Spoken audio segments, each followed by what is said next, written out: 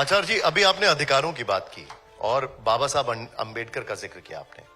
बाबा साहब अंबेडकर ने गैर हिंदुओं को भी तो अधिकार दिए हैं। हाँ? और अधिकार यह है कि वो कहीं पर भी जा सकते हैं। हाँ? कुछ भी खा सकते हैं। तो उस पर तो मुसलमान यहाँ पर फल फूल रहे हैं, तो फिर उस पर आपत्ति क्यों कर रहे हैं? हमें नहीं है। तब तो 6% से 22% हो गए भारत में, लेकिन पाकिस्तान में हिंदू 22 से 2 बचे। यही भारत है, यही सनातन है, क्योंकि हम मिटाने पर भरोसा नहीं रखते हैं, दूसरों को बनाने पर भरोसा रखते हैं।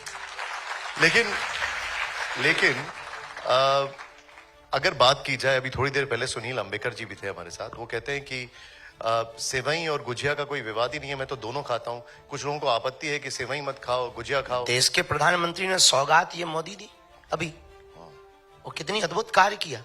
अब इसका मतलब ये नहीं कि हम कसीदे पढ़ने आए, ये भी दिमाग में मत रखना थॉट्स।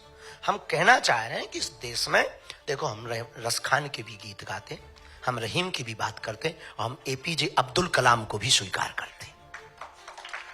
हम स्वीकार कर रहे हैं ना।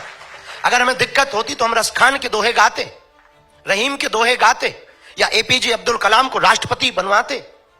नहीं ना, हम उनके पक्षधर हैं जो देश के पक्षधर हैं, हम उनके विरोधी हैं जो देश के विरोधी हैं।